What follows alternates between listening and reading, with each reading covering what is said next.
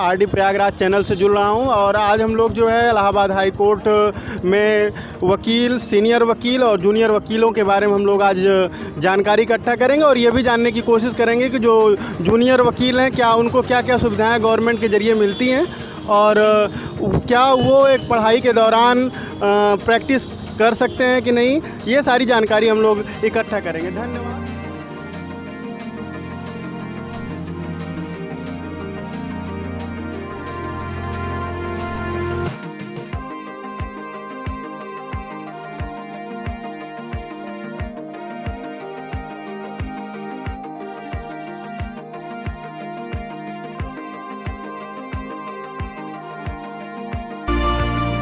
प्रयागराज पर हम सभी लोगों का हार्दिक स्वागत एवं अभिनंदन करते हैं। अच्छा भैया, आपका नाम क्या है? शशि कुमार द्विवेदी, उग्र।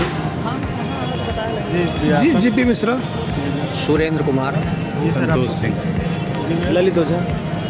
अच्छा भैया, ये बताइए कि जैसे कि कोई लड़का अगर यहाँ पर प्रैक्टिस करना चाहे शुरुआत में, तो उसको किन किन समस्याओं का सामना करना पड़ सकता है शुरुआत में? आप यहाँ अगर प्रैक्टिस कर रहे हैं तो आपका एक एटमॉस्फेयर यहाँ का ऐसा है कि उसमें आपके कुछ खर्चे निश्चित तौर पे हैं जो कंपलसरी हैं, होने ही होने हैं। आपका यूनिफॉर्म एक्सपेंडिचर, उसके बाद जो है आपके खाने पीने का चाय पानी है ना, उसके बाद आपका कम से कम एक मुंशी होगा, क्लर्क होगा, उसका खर्च, तो वो खर्चे उठाना ही है। तो शुरुआत में थोड़े से सभी को ये समस्याएं होती हैं। कोर्ट ने क्या कहा, आप हिंदी में आर्गूमेंट करिए, कोई मना नहीं करेगा आपको। आप ड्राफ्टिंग हिंदी में करिए, आपको मना नहीं करेगा कोई। लेकिन जब अगर वहाँ से इंग्लिश में अगर ऑर्डर किया जाएगा तो आप उसको कैसे जानेंगे कि क्या लिखा है उन्होंने ऑर्डर में। तो इतनी आपको इंग्लिश जानकारी होनी चाहिए कि आप कम से कम ऑर्डर को पढ़ सकें, समझ सकें। जैसे कि मान लीजिए कि कोई लड़का है, एक तरीके से वो प्रैक्टिस करने के लिए वो यहाँ पर आना चाह रहा है, तो प्रैक्टिस के दौरान उसे कुछ जो है अर्निंग की शुरुआत में व्यवस्था क्या मिल सकती है यहाँ से? देखिए, bar council of India, state bar council, सरकार ने भी बीच बीच में बहुत सारे ऐसे शगुफे छोड़े जिसमें कागज़ों में दिखाई पड़ता है कि नए लॉयर्स, यंगस्टर्स को स्टाइपेंड दिया जाएगा, उनको किताबों के लिए खर्चे मिलेंगे, उनको शुरुआत में कुछ पैसे दिए जाएंगे, 3 से 5 हज़ार, कई बार ऐसे स्टेटमेंट्स आते गए हैं। लेकिन मैं अपने 13-14 साल की प्रैक्टिस में आज तक ऐसे एक अधिवक्ता से नहीं मिला हूँ जिसने कहा कि मुझको सरकार से कोई स्टाइपेंड मिला है या मुझे बार काउंसिल या बार एसोसिएशन से कोई इस मद में पैसा मिला है कि आप जो है वकालत कर सके, आपको वकालत में हेल्प मिल सके। इसलिए ये सब केवल कागजी बातें हैं। यहाँ पे आप ज़मीन पे इतना ही है कि अगर आप सक्षम हैं, आप अगर ठीक से आपने विधि का ज्ञान लिया है अपने स्कूल में, कॉलेजेस में, और यहाँ पे आके आपके पास मुकदमे हैं, तभी आप यहाँ स्टैंड कर सकते हैं। अच्छा सर, ये बताइए कि जैसे कि मान लीजिए कोई अधिवक्ता है, रजिस्टर्ड अधिवक्ता है, वो चाहे तो किसी राज्य में या किसी राज्य के दूसरे उच्च न्यायालय में जा करके या कचहरी में जा करके क्या वो प्रैक्टिस कर सकता है वहाँ पर? देखिए, इसका एक प्रोसेस है। हर अधिवक्ता बार काउंसिल ऑफ इंडिया में रजिस्टर्ड होता है, लेकिन साथ ही साथ वो प्रतिबंधित होता है कि जिस स्टेट बार काउंसिल में उसका रजिस्ट्रेशन हो रखा है उसी के प्रीमाइसेस में वो प्रैक्टिस कर सकता है, चाहे वो हाई कोर्ट हो, चाहे वो डिस्ट्रिक्ट कोर्ट हो, चाहे वो तहसील हो या कोई भी ट्रिब्यूनल हो।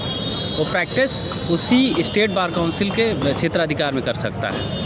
हाँ, रही बात किसी भी अन्य स्टेट में जाकर अटेंडिमली अगर किसी केस में अपीयर होना है तो उसके लिए उस संबंधित बार एसोसिएशन और उस कोर्ट से को इन्फॉर्म करना होता है, परमिशन लेनी होती है, कर सकता है। अच्छा, एक सवाल बार बार थोड़ा उठते हैं कि जो न्याय प्रक्रिया है भारत की, वो एक तरीके से अपने नियमों से कहीं ना कहीं भटक जाती है, तो ये क्या किस हद तक सही है? न्यायिक प्रक्रिया नियमों से भटक नहीं सकती क्योंकि वो नियमों से ही आबद्ध है। एक संविधान और जो एक संवैधानिक ढांचा बना हुआ है उसका पूरा पालन करती है हमारी न्यायपालिका। हाँ, हर जगह एक अपवाद होता है कि सारी उंगलियां बराबर नहीं होती। तो कुछ अच्छे होते हैं तो कुछ अपने मानक से भटक भी सकते हैं, लेकिन इतना नहीं भटक सकते कि वो न्यायिक प्रक्रिया का दुरुपयोग करने लगे या जो ढांचा है उससे अलग चले जाए। नहीं, हमारा सवाल थोड़ा उसी से रिलेटेड थोड़ा चेंज है कि जैसे कि मान लीजिए कि किसी भी केस का रिजल्ट आने में काफ़ी समय लग जाता है, साल 2 साल 5 साल 10 साल, इससे भी ज़्यादा समय लग जाते हैं, तो इसका क्या कारण हो सकता है? इसका कारण बहुत साफ है कि जिस तरीके से न्यायाधीशों की नियुक्ति और न्यायाधीशों की जो टोटल स्ट्रेंथ है उसमें कमी, उसके अलावा लिटिगेंट्स बढ़ते जा रहे हैं, मुकदमे बढ़ते जा रहे हैं। आज की स्थिति ये है कि माननीय उच्च न्यायालय इलाहाबाद में ही लगभग एक दिन में 2-2 हज़ार 2,500 हज़ार मुकदमे फ़ाइल होते हैं। 2,500 3-3 हज़ार मुकदमे जब फ़ाइल होते हैं तो उनका निस्तारण 2,500-3 हज़ार ही हो जाए पहले, और जो पुराने मुकदमे पड़े रहते हैं जिसमें काउंटर कॉल हो जाता है, जिनमें रिजवाइंडर हो रहा है, जिनमें प्लीडिंग्स कंप्लीट हो रही हैं, जिसमें कंपलसरी है कि प्लीडिंग्स कंप्लीट होके ही उसमें फाइनल जजमेंट होगा, तो उन मुकदमों का तो सुनवाई बहुत पीछे हट जाता है। पहले फ्रेश जो नए मुकदमे हैं उनका निस्तारण होने लग जाता है। तो ऐसे ये एक प्रोसेस है, और जब तक न्यायाधीशों की नियुक्ति पूरी नहीं हो जाएगी, स्ट्रेंथ पूरी नहीं करेंगे, तो ये तो कंटिन्यू बना रहेगा पेंडेंसी को आप नहीं ख़त्म कर सकते जब तक कि आप जो है न्यायाधीशों की नियुक्ति पूरी ना करें और पूरे सिस्टम से फिर से हाई कोर्ट चलना ना शुरू हो जाए, या डिस्ट्रिक्ट कोर्ट या जितने भी न्यायालय हैं वो पूरी तरह से जब चलेंगे तभी पूरी तरह से पेंडेंसी ख़त्म कर पाएंगे। ये कहना गलत है कि ये जो है अपने लकीर से हट जाते हैं इसलिए ऐसे पेंडेंसी हो रही है, या कोई काम नहीं करना चाहता इसलिए पेंडेंसी नहीं, लिटिगेंट्स बढ़ रहे हैं इसलिए पेंडेंसी है। एक ज़माना था कि दिन भर में 100 मुकदमे नहीं यहाँ फ़ाइल हुआ करते थे, आज 5-5 हज़ार मुकदमे एक दिन में फ़ाइल होते हैं। जजेस की स्ट्रेंथ आज भी वही है। नहीं, कुछ ऐसे भी लोग सवाल करते हैं कि कहीं ना कहीं वकील जो लोग हैं वो उनकी भी लापरवाही भी कुछ, कोई अधिवक्ता नहीं चाहिए। वकील कोई लापरवाह नहीं होता, हर वकील अपने क्लाइंट के लिए सबसे सक्षम और सबसे तेज़ तर्रार होता है अपने क्लाइंट के लिए। जी जी विपक्षी क्लाइंट के लिए वो उतना ही ज़्यादा लिंगर करेगा, ये सामान्य सी बात है।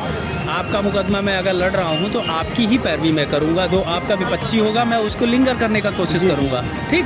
तो ये तो प्रैक्टिस का जो है फॉर्मेट है, तो इसमें आप कैसे कह सकते हैं कि जो है वकील लापरवाही करता? वकील कभी लापरवाही नहीं करता, वकील तत्परता करता है बल्कि, लेकिन अपने क्लाइंट के लिए, विपक्षी के लिए थोड़ी ना करेगा। अपने क्लाइंट के लिए वो तत्पर रहेगा। अगर उसके क्लाइंट को कहो आप उसके क्लाइंट के लिए कि वो लापरवाह है तो गलत है। हो सकता है 2 पक्ष होते हैं एक मुकदमे में, एक पक्ष तो होता नहीं है, 2 पक्ष हैं, एक के लिए ख़राब हो जाएगा, एक के लिए ख़राब हो जाएगा। ठीक है, धन्यवाद।